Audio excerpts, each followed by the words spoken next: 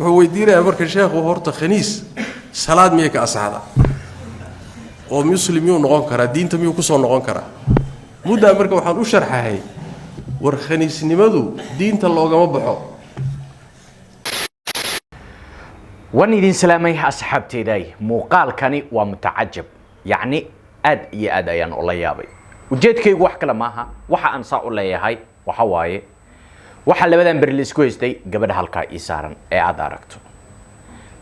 إلا ولي مهبنو لكن وح اللي هاي وددك قوم لوطك ويل كبيري أو قبر إسكاديجي يا معها وقبر لكن لغو قلدي إني قوم لوط أي تاي وحول بي أهاتو سوال بي أهاتو أرنك عجيب كله أن وضو أرنك وأوكدوغي أرنك أن وضو وأرن أنيغا أن ليابي موقال كاني كسو هذل horta asxaabta halka linkiga igu soo dirtay Instagram-ka linkiga igu soo dirtay waxaan leeyahay aad iyo aad ba u mahadsantihiin sidoo kale asxaabta WhatsApp-ka linkiga igu soo dirtana eegana waxaan leeyahay aad iyo aad ba u mahadsantihiin muuqaalkani waa muuqaal cajiib badan cajiibkiisana wata yani in markaan saa leeyahay waxa waaye waxaan arkay oo aan la yaabay muuqaalkan la ii soo diray waa Sheekh Maxamed Cabdi Umul oo yani muuqaalkani uu ka hadlayo hortu qaniisku ma qof islaamnimada ka baxayba mise qof islaamnimada ku jira waay waa su'aal cajiib badan dadkuna aad ay ula tacajabeen walibana la siyaaban yahay يعني قوم دن ayaa waxa Ilaahay subhanahu wa ta'ala uu ku haligay falka noocaasa marka qofka haduu qaniis noqdo ama qoom luud uu ku biiro يعني islaamnimadiisu ma taagnaanaysa mase qofkaasi islaamka waa uu ka baxaya oo waxa ay kamid tahay dunuubta islaamnimada looga baxo سؤاشاني آد أي مسكح ديدا أقويناتي سكستي أهاتو حدنا وحاب اللسي ليه هايبا يعني صلاة مدوكن كرا من سه سبحان الله وربهاشو سي أصعتا وان فهم وايي وحي إلا نقطي موقالة دا عنده موقالكي إيو معجسة دا بدنا موقالكان يعني I don't know قاب أن وح أشيغ مقرانايو بل سي muuqaalkan isaga ah oo cajiibka heerkan la eg ayaan waxaan idin wadaa ina ila dhageysataan soo sheekh umul horta oga hadlay waa kana sheekha ila dhageysta kadibna in isku soo laabano waxa laga yaabaa inaad isweydiisaan oo khaniisku miyuu toobad keeni karaaba in baa maalin dhaweyt nin ingiriiska ka yimid oo maxaabiista muslimiinta ee ingiriiska xabsi kamida ayuu qaybta diinta islaamka u xilsaaran yahay gaaladan dad xabsiyadeeda masaajid bay ka dhisaan gudaha meelana waxay u dhisaan kaniisadiina way u dhisaan yahuudana macaabid bay u sameeyaan qolo walba marka nin sheekh ay u sameeyaan mushahar ku qaata oo tujiya oo diinta u sheega wadaadkii marka xabsiyada mid ka mid ah diinta u sheegay maxaabiista baa meeshan ugu yimid meel dhow marka wuxuu igu yiri sheekhow anoo tukanay meeshan waxa lagu soo xidhaa cid walba anoo tukanaya waxa igu soo xidhay buu nin oo khaniisa marka salaadii baa waswaasiga galay war khaniiskan kugu soo xidhay amu salaada ka akhriba wuxuu weydiinaya marka sheekhu horta khaniis salaad miyay ka asaada oo muslimiin noqon kara diinta miyuu ku soo noqon kara mudda marka waxaan u sharxahay war khaniisnimadu diinta loogama baxo waa dambi foolxun oo aad u foolxun laakiin ma aha khaniisku inuu diinta ka baxay waa muslim haddana dambi culus ku jira sooma sidaas daraaddeed hadduu tukado salaadiisu waa salaad caadi hadduu soomo soonkiisu waa soon caadi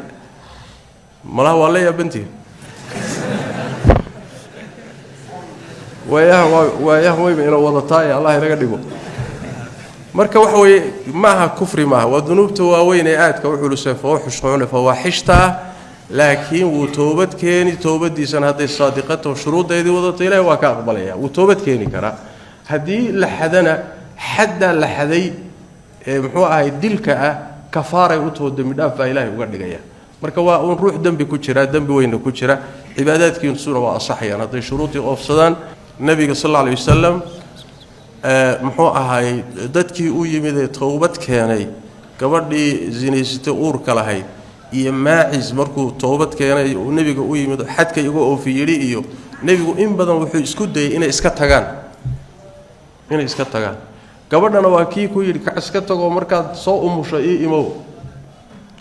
markay soo umusho ilmihii umushay bay hadana u timid idaahiri markaasuu nabigu sallallahu alayhi wasallam soo nuuji hadana way tagto way soo nuujisay oo naaski markuu ka go'ay iyo xogaa kibisa intay gacanta u soo saartay iyadoo waday keentay suulkale waa ka naaskaygu ka go'ay uga kaaftoomay xadkayga oof maxaa laga qaadanayaa marka haday iska tagi lahayd mid baa ka daba tagi lahayd ila lama xidhin lama soo qabteen maacisna markuu zinada galay oo la kari waay oo nabiga ku sallallahu alayhi wasallam waramaadu yarata taabatay maya waramaadu xogaa yar farsamayso meel weyn aadan gaadhinba maya waxba ima laableen nabiga markii dambe sallallahu alayhi wasallam wuxuu yiri kaxeeyo halka geeyo dhax ku dila wala qabtay dhagixi markii lagu bilaabay ayuu marka adkaysan waay markaasuu cararay way ka daba gadhigeen marka way daba dhigteen dhagixi bay la daareen markaasuu wuxuu war nabiga igu celiyo marna wuxuu leeyahay war iga daba hadhina buu leeyahay nabigu markii warkii loo sheegay wuxuu ku yiri maxaad u soo celin weydeen wuu toobad keeni lahaa waxa laga fahmayaa marka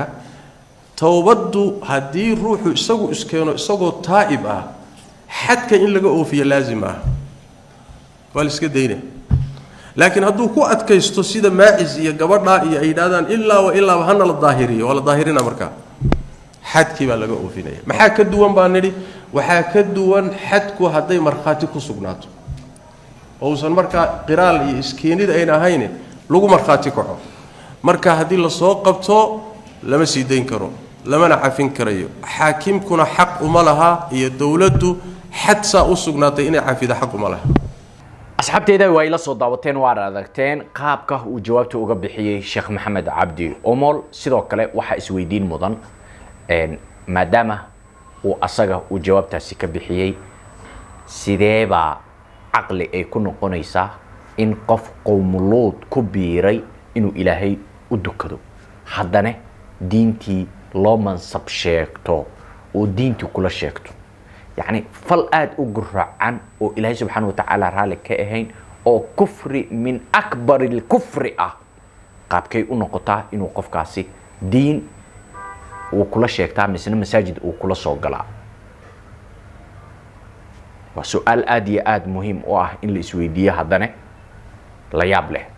هذا بقى أديك إداونا يمحي كل تحي مركي آد عرقتي موقال كان إسجاء محدك حكم لحي إن يعني وكوجو سو xirto salaada nin qoomuluud ah haday kugu dhacdo maxaad sameyn lahayd fadlan commentiga igu soo qora sidoo kale waxa codsi iga ah muuqaalada ina ii like gareysaan fadlan ii like gareeya like-ta muuqaalka kor ayay u qaadaa sidoo kalena waxaan aad idinkaga codsanayaa ina follow-ga isiisaan Facebook-ga YouTube-kana aad subscribe isiisaan aad iyo aad baa u mahadsantiin tani markale muuqaal noocan oo kala ku kulmi doono waxaan idin leeyahay Allah idin xifdiyo